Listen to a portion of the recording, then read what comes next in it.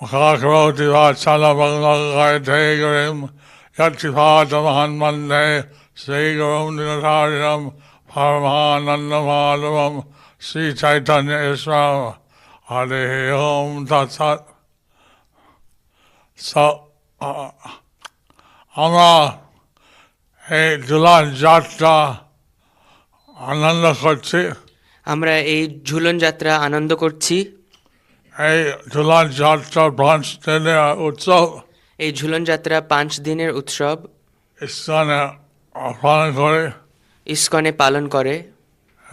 পঞ্চম দিবস হচ্ছে বলরামের আবির্ভাব। পঞ্চম দিবস হচ্ছে বলরামের আবির্ভাব। বলরাম কৃষ্ণের স্বয়ং প্রকাশ। বলরাম কৃষ্ণের স্বয়ং প্রকাশ। কৃষ্ণ হচ্ছেন আদি পুরুষ। কৃষ্ণ হচ্ছেন আদি পুরুষ এবং ওনার স্বয়ং প্রকাশ বলরাম আদি সংকর্ষণ এবং বিভিন্ন অবতার প্রকাশ করেন। ওনার স্বয়ং প্রকাশ হচ্ছেন বলরাম, আর আদি সংকর্ষণের বিভিন্ন অবতার তিনি প্রকাশ করেন। কারণাদক্ষায় বিষ্ণু, গর্ভদক্ষায় বিষ্ণু, ক্ষীরোদক্ষায় বিষ্ণু। কারণোদকষায় বিষ্ণু, গর্ভোদকষায় বিষ্ণু, ক্ষীরোদকষায় বিষ্ণু এবং অনন্ত শেষ। এবং অনন্ত শেষ। অনন্ত শেষ রূপে তিনি বিভিন্ন সেবা করেন। অনন্ত শেষের রূপে উনি বিভিন্ন সেবা করেন। কৃষ্ণের ছাতা, কৃষ্ণের মালেশ, কৃষ্ণ খাম, সব রকম সেবা। কৃষ্ণের ছাতা, কৃষ্ণের বালিশ, সব রকমের সেবা। এইভাবে ভগবান বলরাম কৃষ্ণ আজ্ঞা পালন করে। এভাবে কৃষ্ণের আজ্ঞা পালন করে বলরাম এবং বিভিন্ন লীলার মধ্যে প্রকাশ করেন, এবং বিভিন্ন লীলার মধ্যে প্রকাশ করেন, অংশগ্রহণ করে। অংশগ্রহণ করেন। বৃন্দাবনে ভগবান কৃষ্ণের সঙ্গে যুদ্ধ করলেন। বৃন্দাবনে কখনো কৃষ্ণের সাথে যুদ্ধ করলেন। দুটো ষাঁড় মতন মারামারি করেন দুটো ষাঁড়ের মতো মারামারি করেন। এবং এই আনন্দ খেলা বাচ্চা যেমন করে। এভাবে আনন্দ খেলা বাচ্চার যেমন করে। কখন বৃন্দাবনে এত খেলা করার পর ক্লান্ত হয়, কখনো বৃন্দাবনে একটু খেলা করার পর ক্লান্ত হয়ে একটা গৌরাকেলের খোলা মাথা রেখে বিশ্রাম করছেন। একটা গো রাখালের কোলে মাথা রেখে বিশ্রাম করছেন। এবং সেই ভগবান শ্রীকৃষ্ণ তার পা মালিশ করে।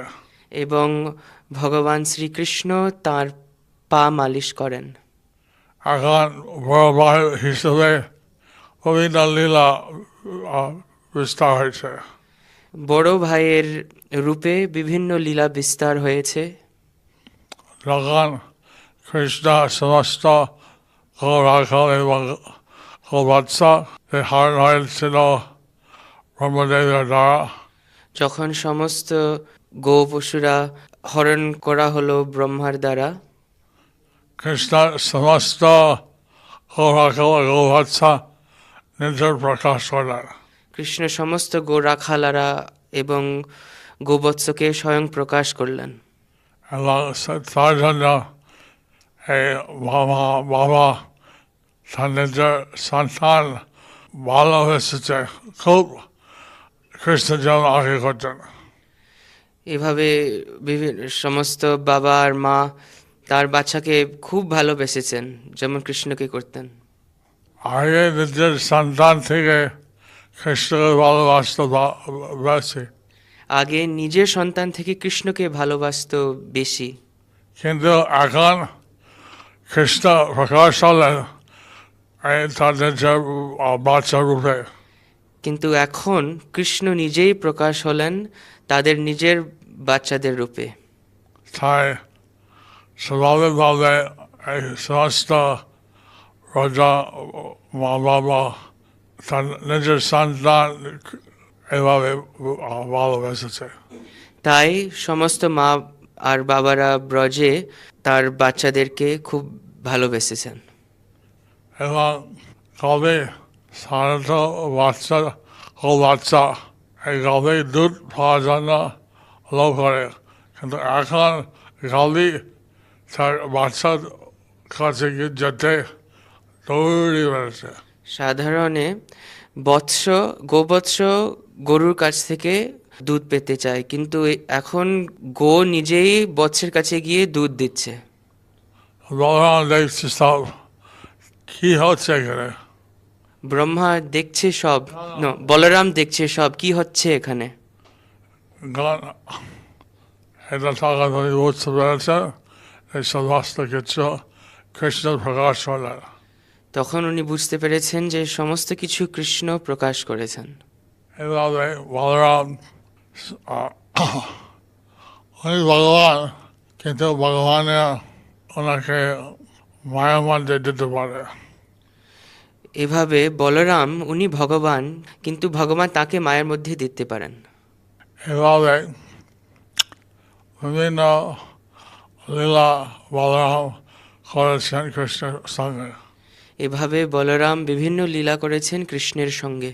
এবং কোনো কোনো লীলা ব্যক্তিগতভাবে করেন। এবং কোনো কোনো লীলা ব্যক্তিগতভাবে করলেন।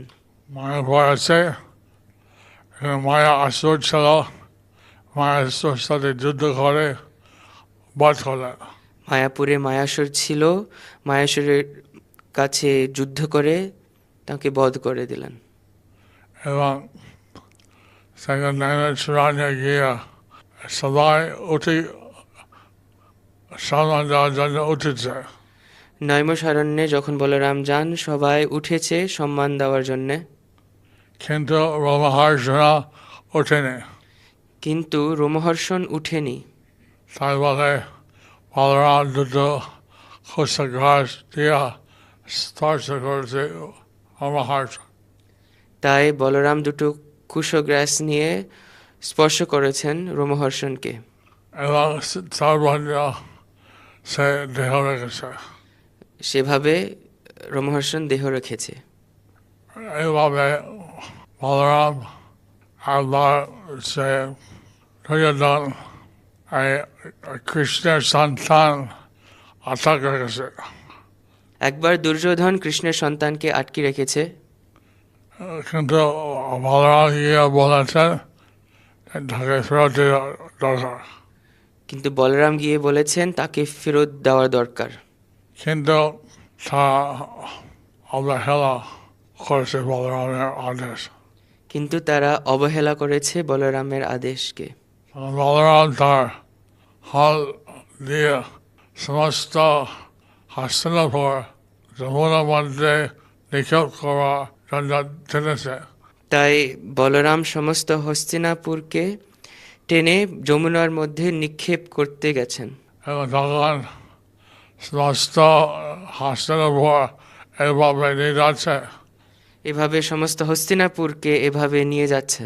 দুর্যোধন এবং অন্যান্য জ্যেষ্ঠ ব্যক্তি উঠে সব কিছু সন্তান নিয়ে গেল, এবং বলরাম বলতে দয়া করে নিলেন এবং আমরা কল করুন। তখন দুর্যোধন আর সমস্ত জ্যেষ্ঠ লোকেরা কৃষ্ণের সন্তানকে দিয়ে বললেন বলরামকে, আপনি নিয়ে নিন, আমাদেরকে ক্ষমা করে দিন। যখন নিত্যানন্দ প্রভু আসছেন আমাদের দলে, উনি ছিলেন বলরামের বাপ। যখন নিত্যানন্দ প্রভু এলেন নবদ্বীপে, ওনার বলরামের ভাব ছিল। তখন তিনি বলছেন, আমার কানাই গোপাল কোথায়, আমার কানাই গোপাল কোথায়। উনি বলছিলেন আমার কানাই গোপাল কোথায়, আমার কানাই গোপাল কোথায়।